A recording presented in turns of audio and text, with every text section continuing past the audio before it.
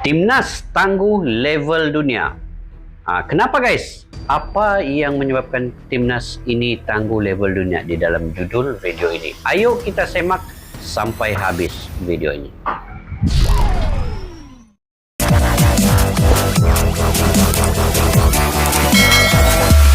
Assalamualaikum dan salam sejahtera. Selamat bertemu kembali di channel Askalani Studio. Kepada yang sudah bergabung ke channel ini guys, kepada yang sudah subscribe channel ini, saya mendoakan kalian sentiasa diberikan kesehatan yang baik, dimurahkan rezeki, dan juga sentiasa kalian sukses ya dalam apa juga bidang yang kalian usahakan guys.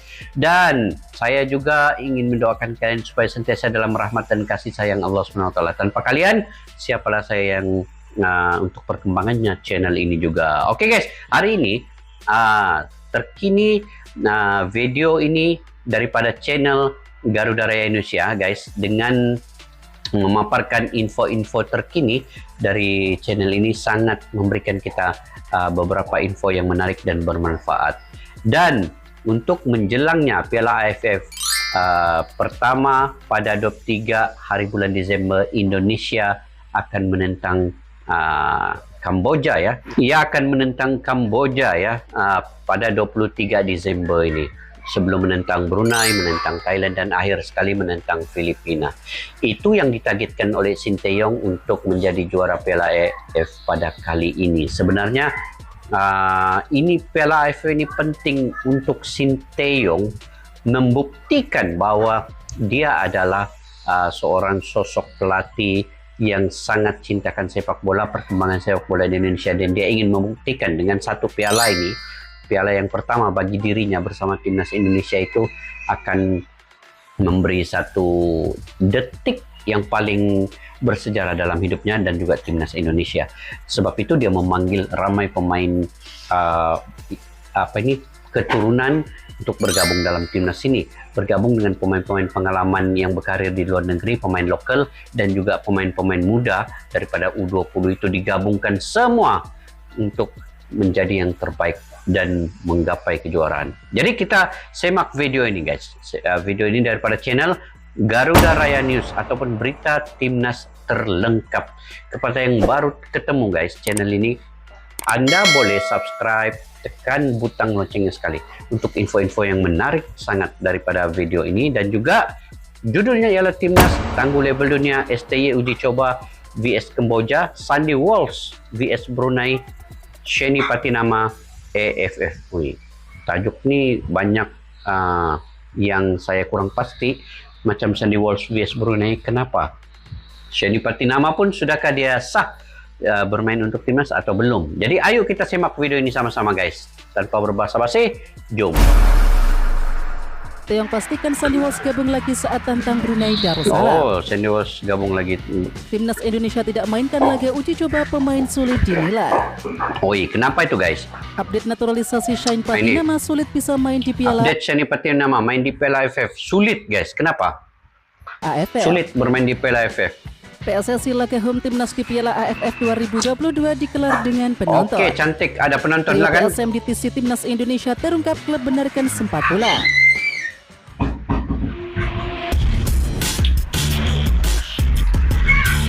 Garuda Raya. Oke guys, itu dia Garuda.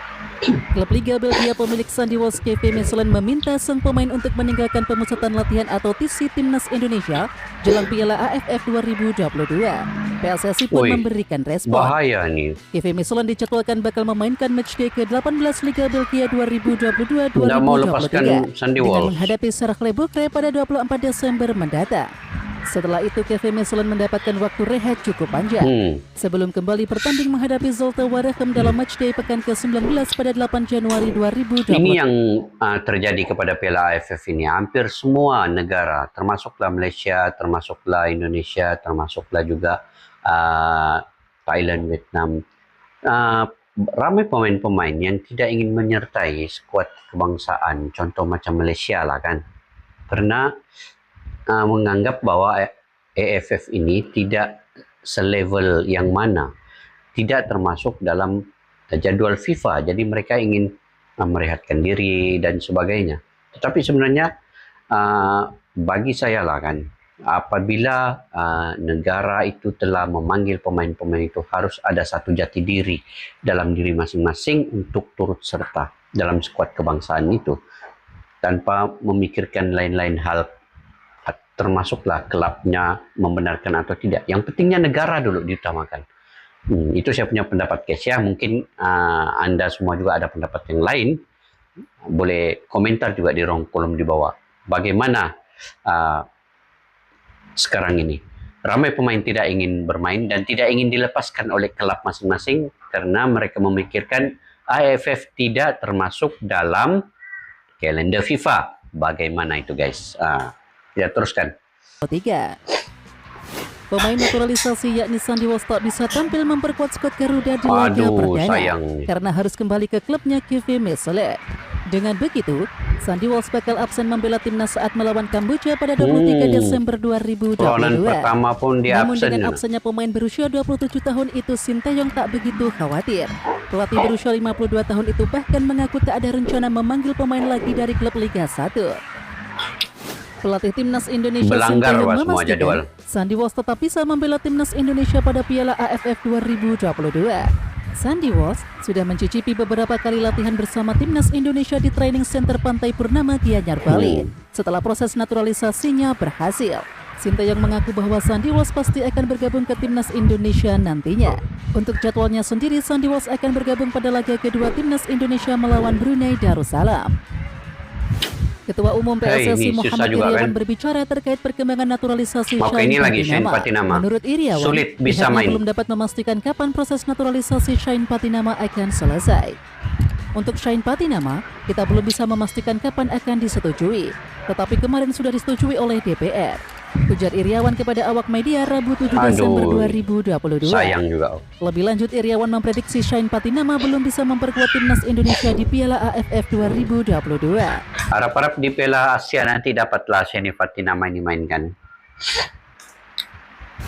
Pelatih timnas Indonesia Sinteyong menyatakan perkembangan pemain selama TC sulit untuk dinilai jika tidak ada pertandingan uji tidak coba. mainkan laga uji coba. Dikatakan Sinteyong soal penilaian mengenai kondisi fisik pemain setelah TC selama 10 hari.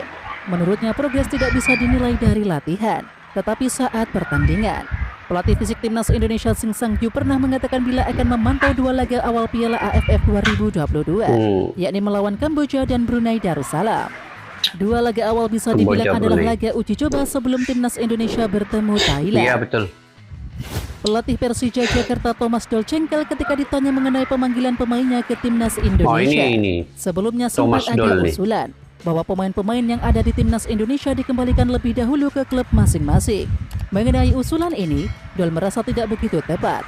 Hal ini dikarenakan dari segi fisik pemain sudah kelelahan. Anda harus tanya dia, Sinteyong, mengapa lakukan itu? Mungkin ada pembicaraan di balik pintu ya. Ini pun jadi pergeseran sudah, guys. Klub pun tidak ingin melepaskan, tetapi negara timnas sendiri memerlukan. Jadi bagaimana ini sudah berkontroversi begini. Nah, Indonesia pun sama juga kan. Malaysia pun begitu juga. Sekarang ini di Malaysia pun sama juga. Malaysia klub pun berantakan sedikit. Nah, jadi susah juga mau cakap lah. Ini aturan dari masing-masing lah kan. Kalau ada diskusi, ada perbincangan itu lagi bagus perundingan. Ya ini aneh, tutur Thomas Doll. PSSI mengupayakan laga home timnas Indonesia di Piala AFF 2022 dapat digelar dengan penonton. Hal tersebut diungkapkan oleh Ketua Umum PSSI Muhammad Iriawan. Timnas Indonesia sendiri akan berkandang di Stadion Utama Gelora Bung Karno, Senayan, Jakarta Pusat. Kami akan usahakan itu ada penonton. Kami akan menghubungi pemerintah, kata pria yang akrab di mudah-mudahan lah ada penonton kan. Di sisi lain, lanjutan Liga 1 2022-2023 yang digelar terpusat di Jawa Tengah dan Yogyakarta tanpa penonton. 2 pemain abroad Egy Maulana Fikri dan Witan Sulaiman resmi bergabung bersama timnas Indonesia untuk menjalani TC jelang persiapan Piala AFF 2022. Bergabungnya Egy dan Witan di TC timnas Indonesia diumumkan via akun Instagram PSSI Rabu 7 Desember 2022. Selamat datang, tulis Instagram PSSI di keterangan postingannya. Unggahan itu langsung mendapatkan banjir komentar dari warganet. Menariknya, netizen menyoroti masa otot Egy dan Witan dianggap semakin bertambah. Winger AS Rensin Witan Sulaiman resmi bergabung ke Timnas Indonesia jelang Piala AFF 2022. Lahap minum keras itu ya Witan terengah-engah. Woi. Lalu ini disorot karena ngos-ngosan saat menjalani latihan intensitas berat dari Sinteyong. Witan Sulaiman juga langsung melahap latihan berat dari program Sinteyong. Pemain 21 tahun tersebut terlihat ngos-ngosan. Ngos-ngosan dari Instagram Stories PSSI, Witan berlatih di gym mengenakan jersey training putih. Ia sempat terengah-engah di tengah angkat beban. PSM Makassar menjalani laga lawan Persikabo 1973 pada Senin 5 Desember 2022. Tidak ada nama Yakob, Zaki, dan Ramadan di daftar susunan pemain. Sulaiman Abdul Karim membenarkan bila 3 pemain tersebut sempat pulang ke PSM Makassar, namun bukan untuk bermain di lanjutan Liga 1. Tetapi ada satu urusan dengan klub. Setelah urusan tersebut selesai, trio PSM itu langsung kembali ke TC Timnas. Ada urusan dengan klub sedikit. Setelah selesai langsung malamnya mereka kembali ke Timnas Indonesia, kata Sulaiman dilansir dari Bolasport.com. Oke, kalau ini dilepaskan 3 pemain PSM Makassar sebelumnya Timnas sempat menghilang dari TC Timnas. Mereka sudah terlihat kembali dalam latihan skuad Garuda. 3 pemain tim Juku Eja itu sempat menghilang. Hal itu diketahui ketika Sinteyong diwawancarai oleh tim media PSSI. Setelah menghilang, ternyata Yakob Sayuri, Zaki Asraf, dan Ramadan Sananta akhirnya muncul kembali. Mereka tampak hadir dalam sesi gym Timnas Indonesia yang tayang Selasa 4 Desember 2022. Disiplin betul kan guys Sinteyong ini. Dia tidak mau pemain-pemainnya itu ada yang miss latihan, bah. Kabar 3 pemain PSM Makassar ditarik dari pemusatan latihan Timnas Indonesia. Nah, karena hal ini, muncullah spekulasi 3 pemain tersebut dipanggil pulang PSM Makassar. Terlebih sebelumnya pelatih PSM Bernardo Tavares sempat melayangkan kritik. Terkait hal ini, Indra Safri membantah 3 pemain PSM dipanggil pulang. Ex-juru formasi Bali United itu menyebut Ramadan, Yakob, dan Zaki ada di tim nasional. Tidak ada, ini mereka latihan, kata Indra Safri saat dikonfirmasi Suara.com. Bernardo Tavares tengah mendapatkan sanksi dari PSSI. Pelatih PSM mendapat sanksi, cibir pemanggilan timnas. Apa maksudnya ini guys? Apakah gara-gara cibirannya terhadap pemanggilan pemain timnas Indonesia? Jelas jawabannya tidak. Komentar guys, cibir itu apa? Asisten pelatih PSM Paulo Renato Gonçalves masih mempertanyakan kartu kuning yang diberikan wasit kepada Bernardo Tavares pada pertandingan versus Persikabo 1973. Pelatih kami tidak terindikasi melakukan tindakan seperti ucapan-ucapan kotor, tingkah laku yang mengintimidasi atau tidak sopan di lapangan. Semua berjalan normal dan dia hanya menunjukkan passion sebagai pelatih, tutur Paulo Renato. Pelatih kepala Persebaya Surabaya Aji Santosa mengeluh timnya tak pernah diperkuat seluruh pemain. Masih lama tapi pemain tak boleh main di klub. Di Liga 1 2022-2023. Hal ini karena pemain sering dipanggil ke Timnas Indonesia. Aji menjelaskan dari 12 pertandingan yang sudah dijalani tim Bajul Ijo musim ini, hanya sekali dirinya bisa memainkan komposisi terbaik. Nah, ini sebenarnya ada jalan keluar, yaitu memberi kesempatan main untuk pulang H-1 atau H-2. Kecuali turnamennya timnas sudah dekat 1 minggu. Tapi kalau jaraknya masih 1 atau 2 bulan, itu lebih bijaksana untuk bisa bergabung ke klub. PSSI menunjuk anggota Komite Eksekutif atau EXO PSSI Endri Irawan dan CEO klub Bayangkara FC Sumarji menjadi manajer tim nasional Indonesia di Piala AFF 2022. Pak Endri dan Pak Sumarji mempunyai kemampuan dan pengalaman bersama timnas Indonesia, ujar Ketua Umum PSSI Muhammad Iriawan diunggah di laman PSSI. Endri Irawan pun menegaskan siap kembali mengemban tugas menjadi manajer timnas Indonesia. Terima kasih kepada PSSI yang sudah memberikan kepercayaan kepada kami. Insya Allah, saya dengan Pak Sumarji siap mengemban amanah dari PSSI, kata Endri Irawan. Penting juga pengurusan pasukan atau timnas ini. Yang jadi manajer itu juga berperanan sebenarnya. Jika dia menjaga kebajikan pemain dan juga menjaga selalu menasihati, berdiskusi, ya, itu juga membuatkan pemain-pemain ataupun timnas menjadi lebih lengkap juga ya. Endri Irawan tidak asing dengan jabatan menjadi manajer timnas. Sebelumnya ia sempat menjabat sebagai manajer tim U22 di SEA Games 2017. Pernah timnas sudah U23 pengalaman di Asian Games 2018, timnas di Piala AFF 2018 serta timnas di kualifikasi Piala Dunia 2022 zona Asia. Sementara Sumarji adalah anggota polisi berpangkat kombes. Pernah menjadi manajer timnas U22 Indonesia di Piala AFF U22 2019 dan timnas U20 kualifikasi Piala Asia U20 2023. Hendry Irawan pun menegaskan dirinya siap kembali mengemban tugas menjadi manajer timnas Indonesia. Pengalaman sudah mantap juga. Ketua Umum PSSI Muhammad Iriawan menyambangi pemusatan latihan atau TC Timnas Indonesia di Bali pada Rabu 7 Desember. Ketua Umum PSSI didampingi oleh anggota Komite Eksekutif atau EXO sekaligus manajer Timnas Indonesia Hendry Irawan dan Direktur Teknik Indra Safri. Alhamdulillah kondisi pemain sangat baik saat ini. Mereka terus menunjukkan perkembangan. Mantap juga bahkan Iwan Bule ini, dia datang ke Bali memberi semangat lah kepada semua pemain-pemain juga. Yang positif, saya datang ke sini untuk memberikan motivasi dan semangat untuk para pemain timnas Indonesia, kata Muhammad Iriawan. Itulah. Ketua Umum PSSI Muhammad Iriawan mengingatkan kalangan klub mengenai kesepakatan untuk membangun tim nasional Indonesia yang tangguh dan yang terdekat adalah Piala AFF 2022. Saya mengajak kepada segenap stakeholder sepak bola khususnya para pemilik klub, mari kita sama-sama berbuat untuk kepentingan bangsa dan negara. Kita bangun timnas kita yang tangguh, kata Iriawan dalam pernyataan yang diterima di Jakarta Rabu 7 Desember. Menurutnya, kelanjutan Liga 1 2022-2023 yang mulai bergulir merupakan sarana untuk terus menghidupkan persepak bolaan nasional sekaligus untuk kepentingan timnas Indonesia. Netizen ramai-ramai menyerbu kolom komentar Instagram PSSI yang netizen tanya pacar fresh. Woi. Salah satu penggawa timnas Indonesia Muhammad Ferrari. Ratusan komentar yang dilayangkan netizen, akun @putrimailing_ menjadi sorotan. Pasalnya dia langsung menanyakan apakah pemain Persija Jakarta ini memiliki pacar atau belum. Sontak pertanyaan netizen ini direspon oleh akun PSSI. To the point ya. Ya, komentar @putrimailing_ mendapat balasan dari netizen lain. Kalau cewek yang nanya langsung dibalas ya Min, dari salah satu akun. Barulah. Piala AFF 2022 yang rencananya akan disiarkan langsung oleh RCTI. Sepertinya Ikatan cinta boykot RCTI gara-gara Piala AFF. Wih, kenapa itu? Mendapatkan ancaman serius dari pecinta sinetron Ikatan Cinta. Kemarahan para netizen pecinta sinetron percintaan tersebut tak terlepas dari bergesernya jadwal tayangan Ikatan Cinta. Lantaran berbenturan langsung dengan laga Piala AFF 2022.